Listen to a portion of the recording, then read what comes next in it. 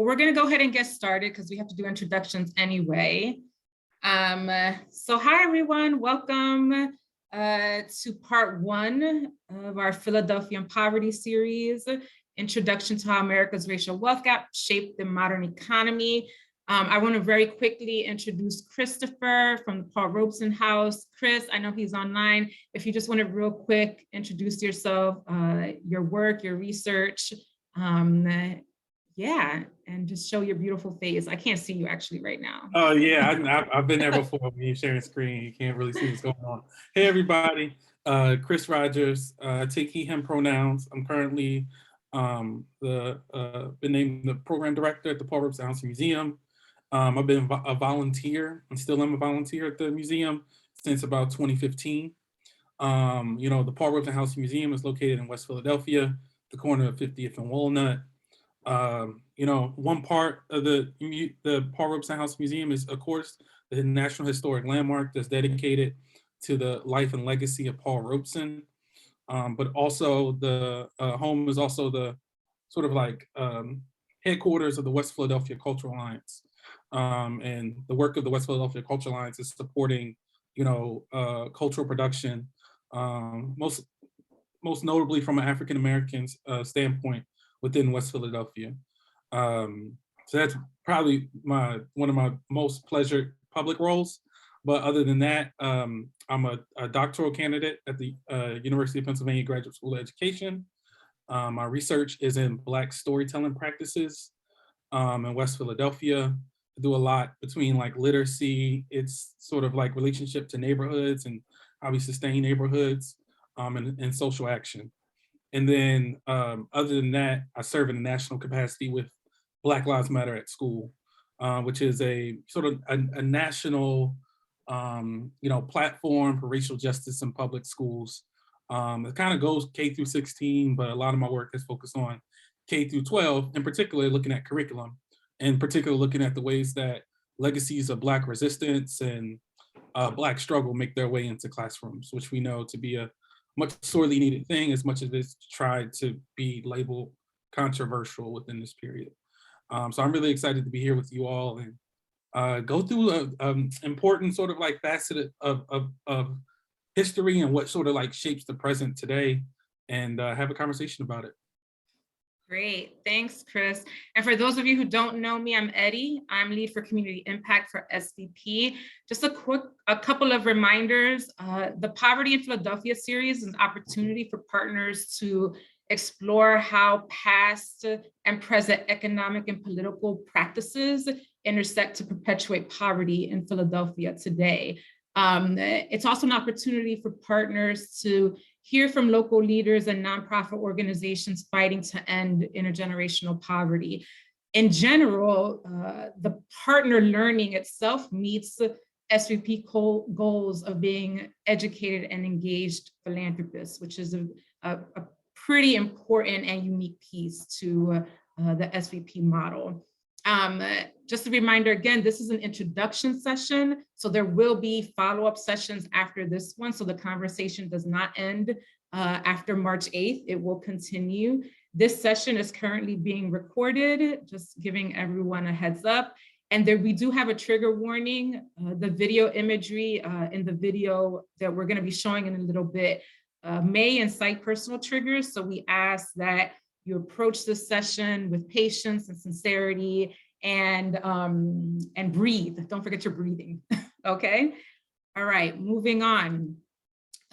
Just a basic agenda. The bulk of it is our goals and agreements, this film screening and discussion, and there will be opportunity for Q&A at the end of all of this. So for today's goals, we want to build a foundational knowledge of root causes of poverty. We want to frame poverty within a historical intersectional context. We want to understand poverty as collective, communicative, and continuing. This bullet in particular, Chris will talk about a little bit more a little later. And we also want to approach education through an equity lens. One of the key aspects of operationalizing equity or institutionalizing equity is that you take on learning, you take on education, and you think of your organization as consistently learning and evolving in that sense. And also, and I didn't mention it here, but we also want to make sure that we embrace learning as another form of giving back, right? So SVP talks a lot about how we want to go beyond the check, right? Well, learning is another way of giving back. We rely very heavily on our frontline community members to be intellectual experts and also experts at just being at the front line. This is our opportunity to embrace that learning and give back and expend some of the energy that we expect of our frontline partners to have and to use as well. Okay. So group agreements, again, these topics are not easy. They can potentially be volatile. They're hard, right? These are hard conversations to have. So we want to make sure that people are mindful of how to take care of themselves. So self-keeping, right? We are just maybe crawling our way. Maybe, I don't know, there might be something happening tomorrow, but we're getting out of a pandemic, right? So do what you have to do to get through this presentation, right? If you have to go to the bathroom, do that. If you need to eat, do that. If you need to turn off your camera to take a minute for yourself, do that. You know, just be mindful of how to take care of yourself in this time. For those of you who talk a lot, think about why you talk a lot, right? And for those of you who don't, think about why you don't engage much in these conversations, and maybe take a chance and step forward. And for my folks who are a little bit more extroverted, maybe take a little bit more of a chance in stepping back and sitting with silence. Remember to breathe. Again, that's really, really important. We are not going to solve poverty in this 1 hour session, right? And we might not solve it tomorrow, and that's okay, right? We need to learn and grow at the same time. And sometimes that means we just sit with the knowledge and think about how to act on it a little bit later. Use I statements, so if at all possible, when possible, and balance intent and impact, meaning I might have all the best intentions, but even with that, I might say something that will impact somebody on this call negatively, all right? So meaning that I'm gonna work very, very hard to balance this out. Think about what I'm gonna say before I say it. And we ask that everyone do the same on this call. And unless there are other agreements we wanna put into this, go ahead and put those in the chat box. I'll make sure to include them in future sessions. But right now, these are the ones that we're going to use, and you're probably going to see consistently throughout every session moving forward. All right. Okay, so I'm going to go ahead and share the video. Chris, is there something you want to say about the video before I start sharing it? Or should I just go ahead and get us right? I appreciate your content warning up front. You know, the video does talk and looking at the the racial history of how we get to this moment with the racial wealth gap. With that, I think they kind of chose some inflammatory images that, at some points that they could have got the history out without doing so. But at the same time, the public scholars that they bring into the talk are naming really important things. So maybe if you feel, shocked by the images, to continue to just keep your ears open as we go through. And I think the video is about 16 minutes. Okay. Yep. Great. Okay. So I'm going to share very quickly. All right.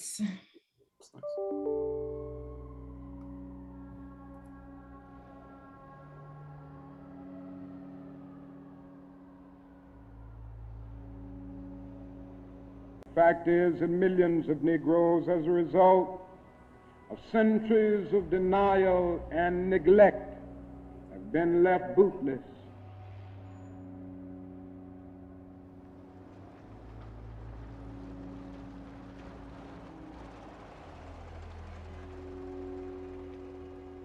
It is a cruel jest to say to a bootless man that he ought to lift himself by his own bootstraps.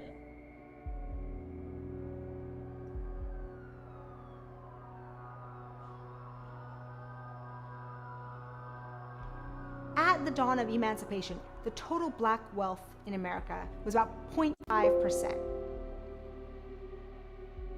Today, that number is between 1% to 2%. So there has been practically no movement. I mean, the most pernicious form of the racial wealth gap is when we take people, human beings, as capital for others, as being an asset by which others can be enriched, can accumulate, can pass down resources from one generation to the other. They find themselves impoverished aliens in this affluent society. And that is a great deal that the society can and must do if the Negro is to gain the economic security that he needs.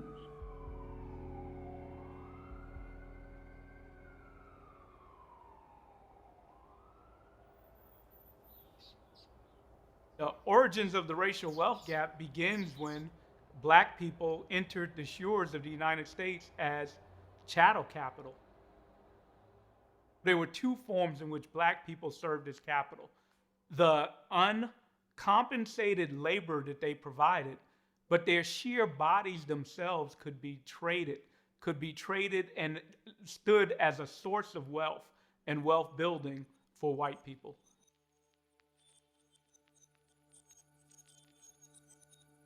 The enslavement of Black people in America is what made the US economy grow into the powerhouse that it is today. Even though most of this farming activity was going on in the southern part of the United States, businesses all over the country were involved in this. Insurance companies insured the slaves themselves. There were even slave-backed securities that could be traded by financial institutions. In essence, slavery encompassed nearly every part of the US economy at this point. At the start of the Civil War, each slave was worth an average of $1,000. That came to $4 billion at that point because there were around 4 million slaves in the US. In today's money, that comes to $42 trillion. And $42 trillion is about double the size of the current US economy.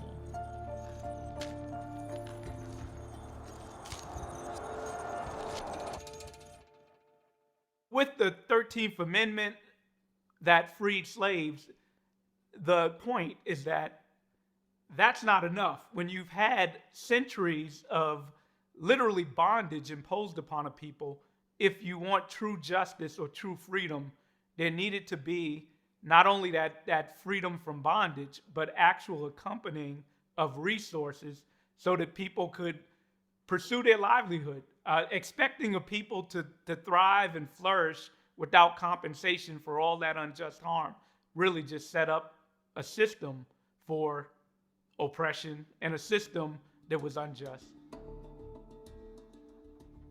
Toward the end of the Civil War, General William Tecumseh Sherman made a promise to slaves that as soon as the war was over, they would be granted 40 acres of land and a mule. This idea of giving land had a dual purpose. People that supported it saw it as a way to both free the formerly enslaved from their old masters and as a way to dilute the power of these Southern landowners.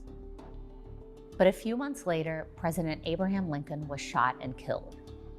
His vice president, Johnson, swiftly got rid of this promise. When Andrew Johnson vetoed the Freedmen's Bill, he said, look, this is a white man's government. So that was the impetus. But also use this idea that the government doesn't give away land, this is capitalism. And the idea that this is a free market and laissez-faire was very much used to undercut claims of the 40 acres. While at the same time, the government is giving away free land out west through the Homestead Act. The Homestead Acts were a series of bills meant to encourage settlement of the American West. In all, 270 million acres were given out as part of the bills. That land, which accounts for about 10% of the entire country, was mostly stolen from Native Americans, and most of the 1.5 million Americans that benefited from the Homestead Acts were white. They were literally giveaways that provided white people ultimately a key ingredient to build wealth, and that's capital itself. And by design, Black people were not included. The Homestead Act is a dramatic indicator of US government facilitating the accumulation for white people and not facilitating it for Black people, but it's one of many. The Homestead Act fits into a larger context that throughout our United States history, well beyond slavery. You know, we think about racial repression and we think that with emancipation, that all of a sudden we were a free country. But a bigger point to make is that if we think about a middle class, a middle white asset building class, it was government policy that generated it. What little economic successes Black people were able to have at this time often spurred a lot of resentment among whites.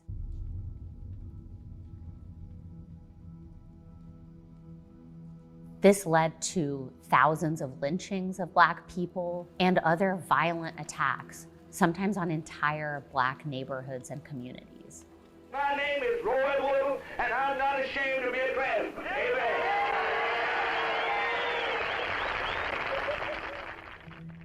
This was in the time of heavy Jim Crow, in the time of, rising Klan, and in the time where white supremacy was gaining this pseudo-scientific legitimacy.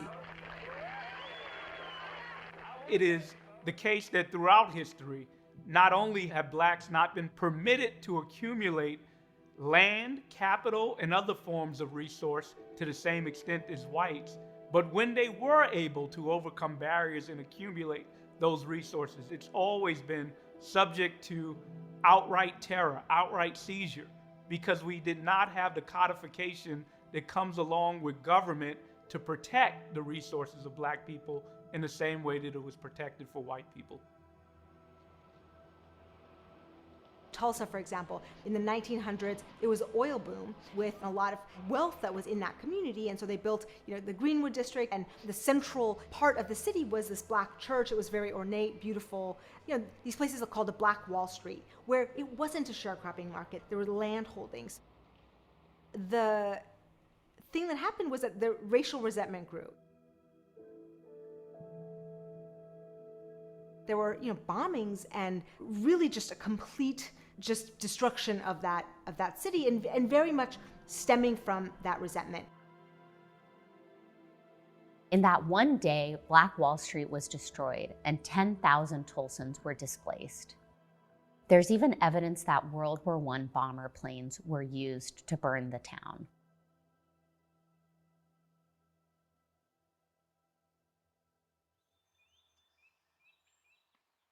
In Tulsa alone, the property damage amounts to about $200 million in today's money.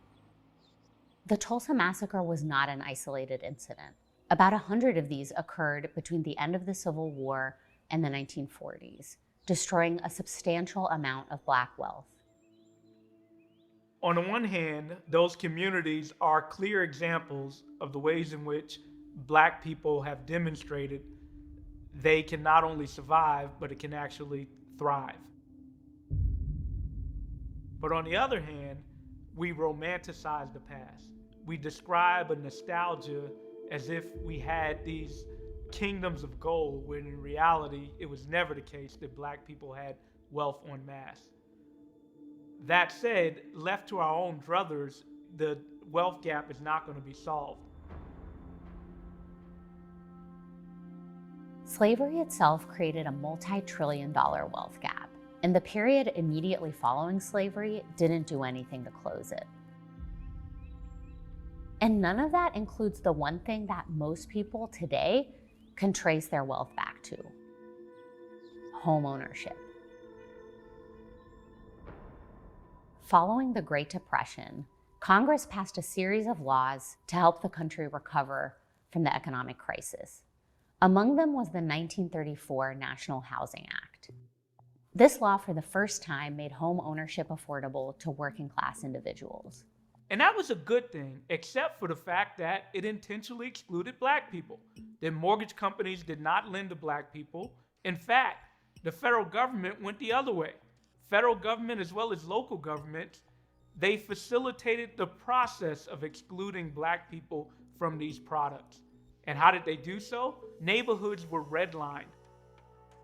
The government created maps that showed the level of risk by neighborhood. These had different colors, and the riskiest was outlined in red. This was very much a crude calculus, but sophisticated in a way that they actually had tons of maps across the country.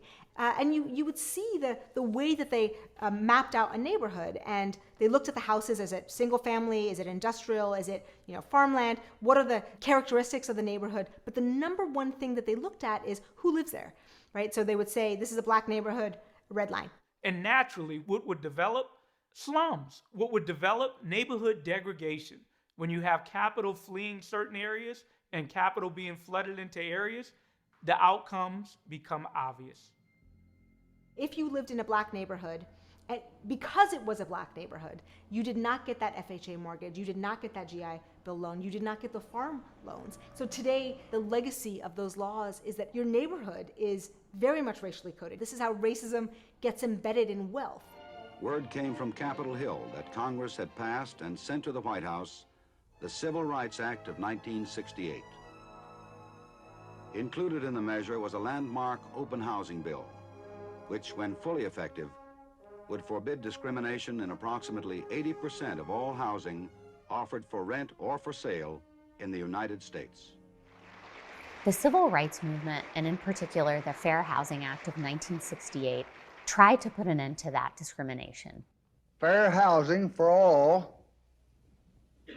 human beings who live in this country is now a part of the American way of life. But they didn't have much economic power, and they struggled to undo the decades of damage that had already been done. Since that time, the wealth gap has actually widened. In 1967, Black families had 1/5 the wealth of white families. Today, that number is 1/7. And that really is a legacy of the racial wealth gap. It's not just that you have more money in the bank account, your house is higher value. It is also, the opportunities, the ladders up for your kids are different in certain neighborhoods, non-existent in some neighborhoods, and quite frankly, hard to fall off of in other neighborhoods. This story is not all dismal. Just like policy can be enacted to create these unjust disparities, likewise, policy can be enacted to rectify them. What we need today is a new policy regime that provides that resource in a way that's anti-racist so that we all can have the opportunity for capital accumulation and intergenerational transfers. We need something in perpetuity that ensures that, as a birthright, no American is excluded from the economic security that comes along with a capital endowment.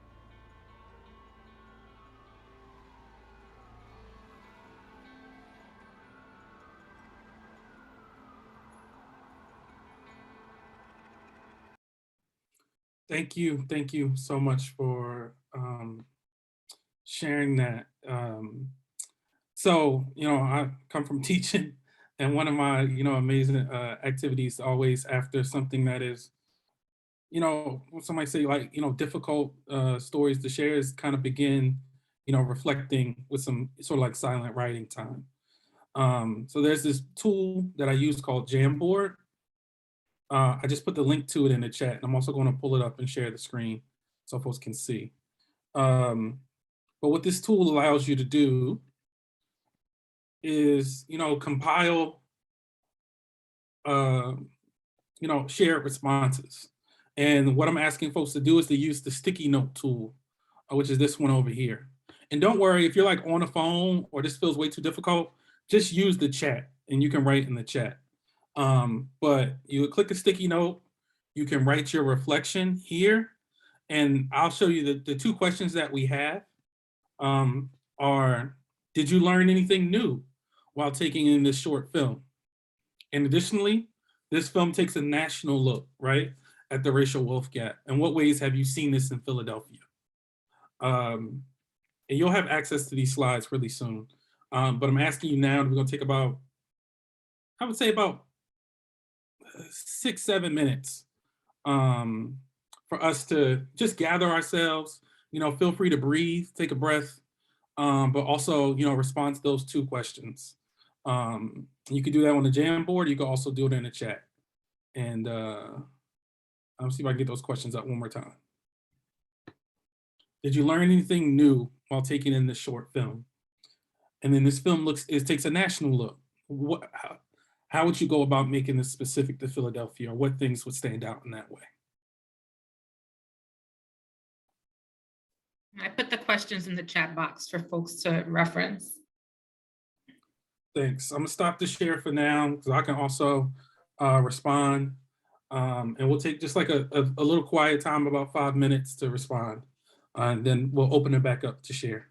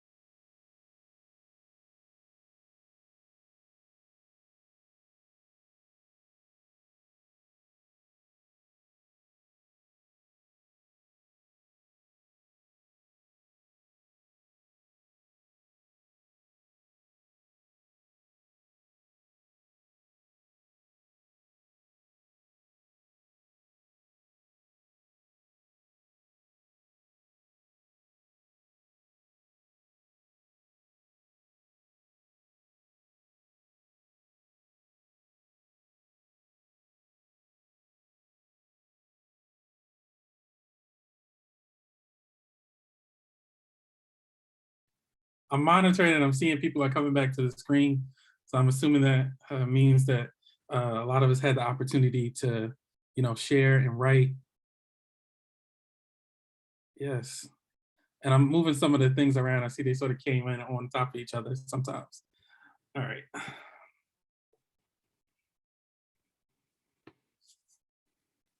Oh, great. So thank you for all, and thanks for the folks who also stepped in with their, feelings as well. Those are certainly valid within this space, and we also need to be paying attention to those. and folks who chimed in on the history. I think we just kind of want to get started with, like, saying what we see. It could be what you shared, but also what you've seen from other people, to kind of just get a quick discussion started, right, of reflecting on this film, and things that we didn't know that we learned, and also how could this be made specific to Philadelphia, which I think we'll also talk about in a session 2 or something like that. So you don't have to really focus on that one. Anybody to get us started?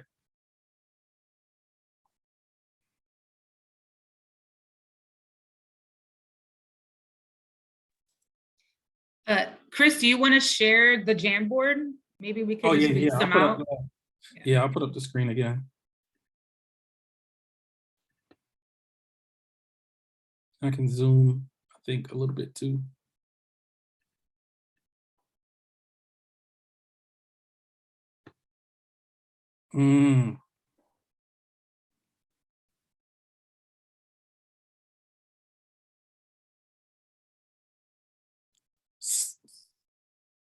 This one in particular, right? It says, I would be interested to see historic red line pre-1968 areas compared to current neighborhoods in Philadelphia. Has anyone done that? And the answer is yes. There was a project not too long ago, led by Little Giant Creative. They were at the Spring Garden, with that like 990 Spring Garden space. They had an install exhibit, right? Where they looked at, let's look at the red line maps, and let's look at sort of like current markers of inequity, or even like, health deficit, right? And I think one of these in the slides, they showed like life expectancy across zip codes in Philadelphia based on neighborhood redlining data, right? And a lot of those trends still hold true. I just saw something not too long ago where they looked at shootings in within Philadelphia, and similarly focused on those similar zip codes. And we know zip codes has a lot to do with schooling as well, right? Education and quality educational options. Daniel? Let me take myself off mute. Yeah, I guess one thing I would be curious about, kind of tied to that, is I was reading the other day, and I forget the time frame, but they say, I want to say between now and 2045, they're saying something about like $72 trillion worth of wealth is going to be distributed from older generations to the younger. And I guess I don't know if that's specific to the US or not, but I'd be curious to see how it maps to those same zip codes, or even, bringing it further back in history, how it maps to the, the separation of land as capital amongst certain groups of people. Certainly. And I think that what you say too, right, is projected into the future, and we're looking at these distributions. But we also know that our current and past policies also help condition those transfers, right? So there's a way in which we can kind of project the way in which that wealth is distributed, right? Ruth Wilson Gilmore, someone who I read about a lot, study her work, always talks about like the upward redistribution of wealth. That we have, if you look at, housing markets in this is like, there are ways in which the sort of like wealth that is accompanied through home ownership finds its way through real estate markets to kind of go further up into the hands of more moneyed folks than staying with those poor communities who may have taken residence within those homes or may have owned them at one particular time. There's a whole, if you talk about tangled titles and everything else that's happening in Philadelphia right now, but that's a great point. Thank you. Do we have another? I'm gonna keep strolling around. Yeah, I saw a couple of sticky notes that talk about the value of the dollar now versus then, kind of, what then equates to now in terms of dollars. And that really stuck with me because a lot of my work before I got into philanthropy was trying to convince politicians or those with more access to wealth that issues around poverty, trying to convince folks to see the full human outside of the dollar. And it's really hard. It's really hard to convince people that these are people living in poverty, right? They're not just a dollar sign, but sometimes in order to move policy, you have to break people down into a dollar sign. And so I think that just watching that, I was like, yeah, it's the same thing, like breaking it down into dollar signs. I think people respond to that, right? Because it is so shocking when you put it in a language where many people can understand, and most people understand money, right? And the impact of money. So I appreciate the sticky notes bringing that up, because that was a thought that got triggered in my head as well. Yeah, and what I loved about you said too is like there's certain levels of abstraction that we do in our measurement, right? Where like these are like at the end of the day, these are real people who are dealing with like real material conditions, like in terms of like food and a stable home and access. But in some ways in which the way that we can sort of like document or narrate these problems is through percentages and categories and these sort of like measurements. And I always think of, for someone who's like deeply invested in neighborhood work, one of the things that comes up in my dissertation often is that, we can say a lot about what's happening on Walnut Street and like the shifts or the change of people in Walnut Street. What is hard to really account for is in like homes and people and families and the ways that they move, right?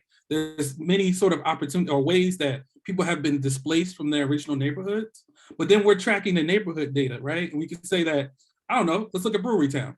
If you look at the changes in Brewery Town in North Philadelphia, you might see a jump in median income, right? Based on the sort of like new construction and new people who have moved in. But that doesn't really tell you much about what happened to the families who were there before and what are their conditions, right? So there's also, in terms of in accounting for these issues, it's also a means by which we have to develop new ideas of how we track and build relationships and connect with like people and deal with people's issues, right? And that sometimes when we abstract them, we can get lost and it's not doing the thing that we said we wanted to do. Probably got room for about 1 to 2 more. We'll stick with like this open conversation till about 12:45.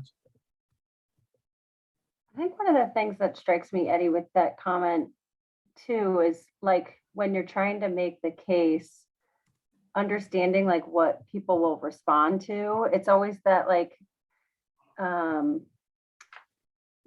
like people, on this call even, or an SVP in our network or beyond, where you're like, what's gonna like hook someone? Is it the like moral obligation to care for the person who lives next to you? Or is it like your religious belief and how you like come to the work? Or is it when you hear those statistics about like the economic impact of the criminal justice system and not investing in early education and what ends up happening? Like, so it's that sort of like the why. And I think when oftentimes it is that like people see the dollars and they care about the money and they hear it.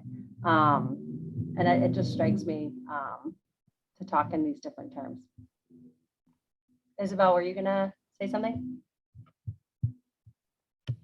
Yes, no, and I slightly different than what you were just saying, but yes, I think you've got to make the case in a variety of ways to get people to care. It's like the enlightened self-interest of, talking about return on investment, talking about the heartstrings and everything in between. But I guess what I wanted to bring up was I thought that the film was very powerful and had some really great facts. I think what came through really strongly for me was just the power of compounding, that it's like, clearly there's been so many years and beginning with slavery, which was obviously a horrible, thing on so many different levels. But from an economic perspective, it just feels impossible to sort of dig out of that hole from the perspective of, you know, the power of compounding of wealth, $42 trillion in today's, you know, economy. What do we even do? And I think what I would have liked to have heard more from the film, and maybe there's other resources you can point us to, is like, what are some of the most cutting edge ideas now? I mean, I don't know much about restitution, but certainly I know that's been floated. You know, the film made the point very clearly that policy, social policy, is not enough. So what are sort of the economic policy ideas, you know, that could really move the needle on this issue? And I'd love to hear anyone's thoughts on that. Yes, for sure. And I think, you know, one of the things when we did the slides is if you go to the right of the video, you'll see a lot of those like extended research notes, which has like a number of those proposals within it. Because yeah, it is, you know, when you get to the question of scale, it becomes the, and this is the one thing that I would also add to the video, right? Is that what we're also seeing is the value accrued into like the national US wealth story, but that still doesn't account for all the international sort of way in which this wealth is built and continue to be built and continues to sort of like grow. So it's also a question of, I think, you know, as someone who identifies as Black, is like, does my spot within this capital accumulation strategy require that as sort of like form of exploitation, right? That, I don't know, maybe that's just like the Paul Robeson in me that's there. It's just thinking about those like wider networks of how, and what we even determined to be like wealth or the understanding of private property, like those questions have to come into our fold when we're thinking about just the wide scale of how this thing comes into being. It was 12:46. I don't know if anyone had any final thing in this moment we're able to share. I think Sharuk had something. Oh, yeah. So I'm usually that extrovert that talks too much. I'm happy to table, and I know we're at time, so I can talk or not. Oh, it's fine. It's fine to have like a final comment, and then I'll ask Eddie to pull back up the slides as you. Yeah, my final comment is just like maybe about capitalism in general. Like I think that in the video, and if I think about globalization in general, like there's a kind of a necessary assumption, or at least the way that we practice capitalism, that exploitation is a fundamental assumption of the model. And I kind of question whether or not we can get away from that if that is the model, right? And that's a much bigger topic, and there's a lot of politics involved in that. But you know, if I think of, you know, from a globalization perspective, like someone else had to be exploited, and it was more on an international front, and you know, the next iteration of that would likely exploit someone else. We just maybe don't know exactly who that will be, and they'll be exploited. But we need to consider that inherent model and the way we live in it. I appreciate that, and I think that's one of the much larger questions that get out there for like continued study. As we sort of begin to sort of like pull in and be thinking about what the next parts of this series could be, I just wanted to have just like a quick moment to kind of share what I found to be some of the maybe a good framework for just helping us understand like the root cause of poverty as we announced in the goals. So Eddie, you good on the slides? Okay. Yep, let me, wait, now I gotta. It's all right, it's only like, yeah. Where are we, here? No, we are here. Oh, but yeah, if you go back, if you go back to that slide, just 1 second. So yes, this report, okay.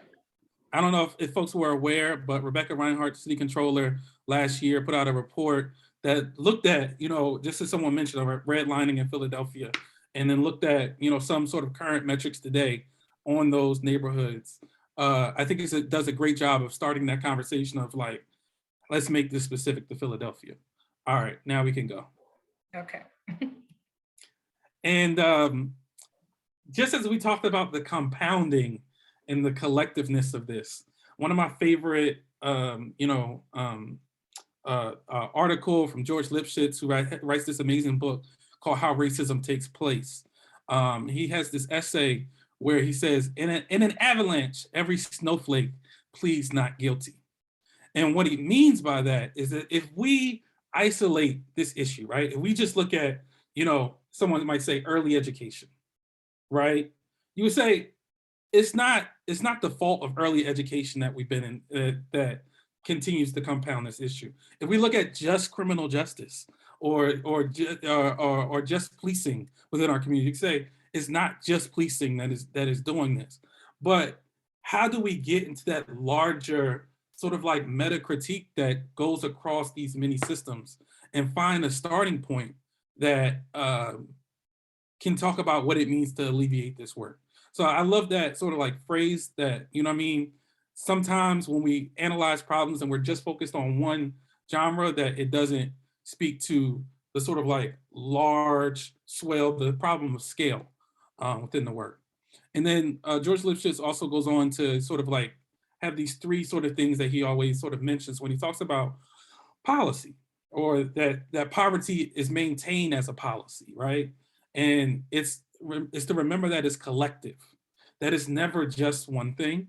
You cannot disentangle education outcomes, employment outcomes, the need for safe, stable, and secure housing, our access to healthcare, environmental pollution. And we see these things come up in a lot of different ways, right? If we look at the, Philadelphia public schools right now, in just the presence of pollutants within kids' schools, that has a direct effect on healthcare costs. But who has to bear the healthcare costs of that? And what programs and opportunities are there, right? So all these things, right, in terms of like employment and income, all these things are entangled. We have to remember that. Secondly, we have to also understand it as a cumulative, right? These things build on one another over time. Just as we saw in the video, it's not just the failure of the 40 acres and a mule as a sort of redistributive program. It's also that if you fast forward 30 years later, you have the Homestead Act, which is also another exclusion, which also, incentivizes the growth of white wealth. And we fast forward, years later, you have this, Fair Housing Act. And Keeanga Yamada Taylor writes a really good book. Hopefully I can find it and put it in the chat around just the failure of the Fair Housing Act to actually speak to the conditions that sort of like keep us from having equal housing in this country. So all these things work together and they build on top of one another. So we have to understand there's never been a clear reset. And in some ways, just they spoke in the video, it's been worsening and continuing. The conditions for how wealth was upwardly redistributed have not been changed. So we must confront present unjust, uneven social and economic policy. And just as we sort of like spoke to in terms of like the larger sort of like moment, through concessions, right? Through sort of like one time or flows of income change the setup for how the inequity is driven. So it can't, we can think about like what, present philanthropy or what present investments need to be made into these communities. However, if we are not changing the sort of like unevenness of how that money continues to flow upward and not stay in the hands of those, or stay in the communities of those poor and marginalized families and communities, what are we really doing for our future? I mean, somebody say just kicking the can further down the line. And lastly, I'll say that the work has to be intersectional. Like this video that we watched was, sort of like just focused, directly on race. But if we also look at, gender and folks who are gender oppressed, we also look at the role of sexuality and how those folks have been excluded from, opportunities and uplift. We look at ability and we look at our disabled communities, right? And how many people are dealing with issues within, like in citizenship status, all these things, right? And these things all go along, like these are not, you know, mutually exclusive categories with race. These are all things that come together. So that's what Kimberly Crenshaw sort of like offers us with the term of intersectionality. That when we look at, you know, both these sort of like markers of identity and how they work together, they can create sort of like new and specific forms of oppression that, you know, if a Black woman has to deal with something as a Black person, also is dealing with gender oppression as a woman, but as a Black woman together, it's a sort of also a certain reality that needs to be understood within its own right. So just a couple sort of like language things that I wanted to offer to the group as we move forward in terms of understanding, you know, how we can talk about like the root causes of poverty in our society. And I think the last couple are just like me doing a couple plugs. And that's, you know, I'm just maybe Chris from the Paul Robeson House Museum, paulrobesonhouse.org. We are open for appointments and everything nowadays. Please let me know if you would like to get together. If you haven't been to the house, I would love to have you visit. We talk about Black history, Paul Robeson's global contributions to, you know, peace, to workers' rights, everything. The next phase is a book that we just dropped at the beginning of February. It's called How We Stay Free. It was edited by myself and Philadelphia novelist Faja Muhammad. And what it does is we were meeting with organizers who were on the front lines of like social justice mobilization during the summer of 2020 here in Philadelphia. And we wanted to create a space where they could document their history, their lessons, what they gained from it, the strategies that they took up to respond to injustice, and say, what is it about these strategies? What is it about us gathering? What is it about us coming together that really can embolden us to think about liberated Black futures, just as Paul Robeson did throughout his lifetime. And lastly, this campaign I'm working with up in North Philadelphia called Save the Henry O. Tanner House. Henry Ossawa Tanner, the Smithsonian calls him the most acclaimed African-American artist of the 19th century. His home at 29th and Diamond Streets has fell into disrepair, and we want to restore it to become to be the National Historic Landmark that it is, but also open up that history to, you know, new generations of Philadelphians and tourists and visitors and artists, and it's right in the heart of Strawberry Mansion. So I just want to give a couple plugs, but I'm really grateful to be here with you all, and there's some other slides in here that I think can help as we move into session 2 and thinking about how these things impact neighborhoods. And hopefully as we come and get that scheduled, we can kind of talk more about that. But feel free to look through these slides, click on the links, go through it, and you know, continue to just gather resources as we move forward. And thank you. Thank you, Chris. Now we have a couple, oh, well, okay. I was gonna say a couple, we got 2 minutes. Is there a burning question anyone have for Chris or for me and Jen? Remember, there will be more sessions after this. This conversation does not end here. Remember, we started big picture on purpose, right? To give us that national context. And now we're gonna start little by little bringing it home to Philadelphia over the next couple of sessions. So if we have any final questions, if not, I will give you 2 minutes back of your life. Great, thank you. Thank you for sharing the space with us. And I will be forwarding the slides and the video after this session. So look out for that, and other partners will get it also. So yeah, thanks, Erin. All right, well, everybody try and have lunch if you didn't have it. And thank you again for taking the time. You know how to find us, okay? Have a good week, everyone. Thank you. Hi, everyone. Thank you. Yeah.